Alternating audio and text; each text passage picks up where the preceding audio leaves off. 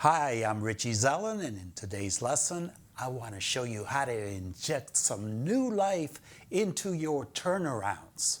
Are you bored of playing those same old 2/5 based turnarounds over every standard? Well, if so, stick around because I've got a cool solution for you.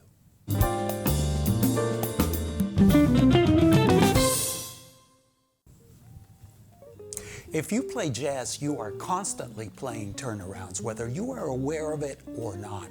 And a turnaround usually consists of 2 or 4 chords, which always progress and resolve to a specific target chord. Now, a turnaround may lie at the end of a tune and may lead back to the first chord in the tune, or it may happen within the tune, leading to a different section of the tune, for example. And they usually progress through the cycle of fifths, as is the case with a 2-5-1, or maybe a 1-6-2-5-1. Of course, there's many variations of those progressions with different substitutions. But today, we are going to explore a different alternative. Instead of progressing through the cycle of fifths, we are going to progress through some Coltrane changes in our turnaround. And for those of you who are not familiar with Coltrane changes, this progression consists of a cycle of thirds mixed in with some fifths. So what happens is that the first chord in the turnaround is usually going to be functionally distant from the key center you're in.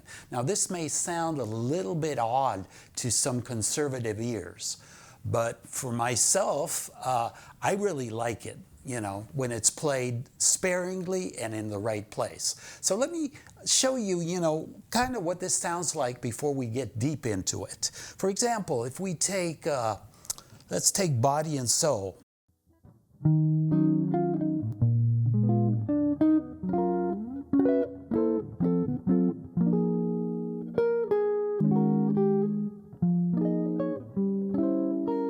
And so on.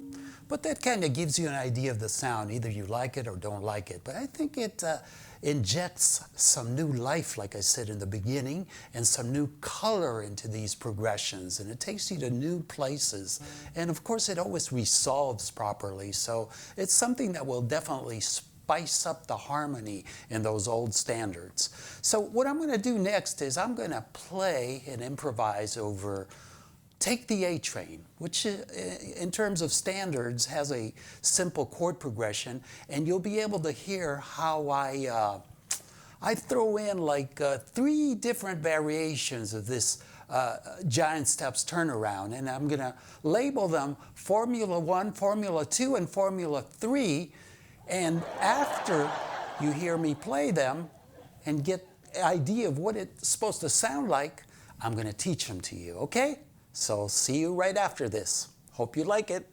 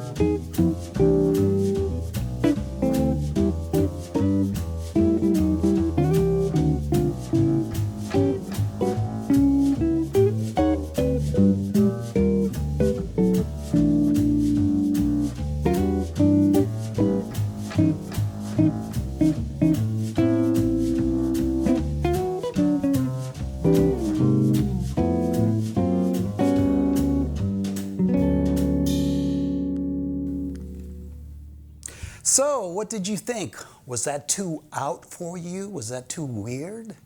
I'm really curious, so please drop me a comment and let me know.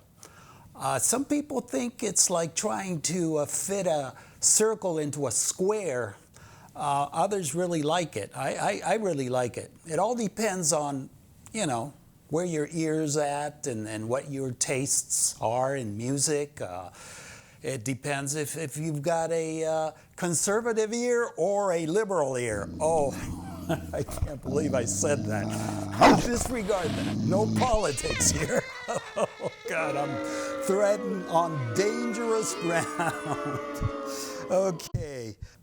I just want to add that you can download the lesson PDF right below this video. There's all sorts of information there. There's a link that will take you to my website and some other information that you might find useful. So be sure to do that. Before we get started, I want to say that I realize that this is a little bit complex and it's not for everybody. So if you're not at that level, I'm sorry, but for those who are, if you're still with me, that is, if you don't think this is too out for you, let's dive right into it. And let's take a look at formula number 1.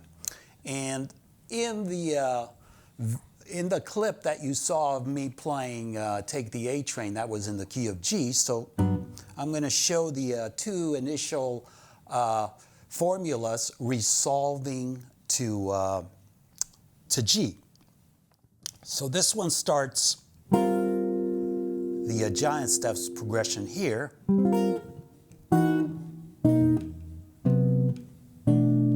See how beautifully it resolves to G? Okay, what's going on here is this is meant to replace a 1 bar 2/5. So instead of doing 2, 3, 4, you do. Okay? So the way we want to visualize this is the giant steps progression, the turnaround starts on the flatted 6 of the key you're in. So in this case, we're in G. So the flatted 6 here would be E flat. So, and another way to look at this is if you have the root of G, the key you're in, on the first string, just look at the minor third up on that string, and that's going to be the highest note in the first chord of giant steps, and that's the 5th of the E flat. You'll be able to find all of this in the lesson PDF. So,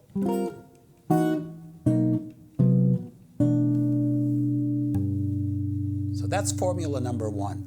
Formula number 2 is very similar, only that it is meant to replace or substitute a 2-measure 2/5. So we have 2, 3, 4, the 5 chord for another measure. So instead of that, we do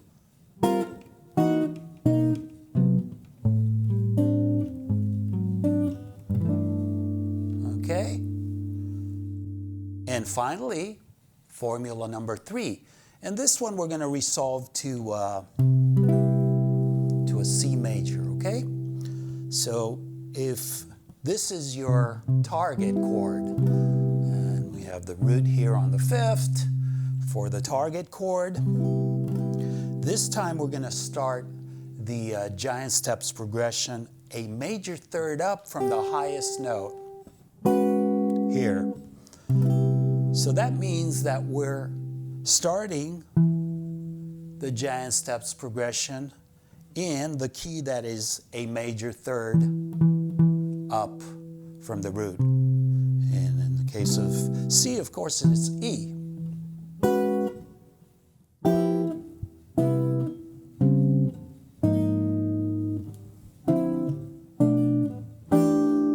And that's a 2-measure progression, so it's meant to substitute 2-measure 2/5, like 1, 2, 3, 4, 1, 2, 3, 4. Again, it's you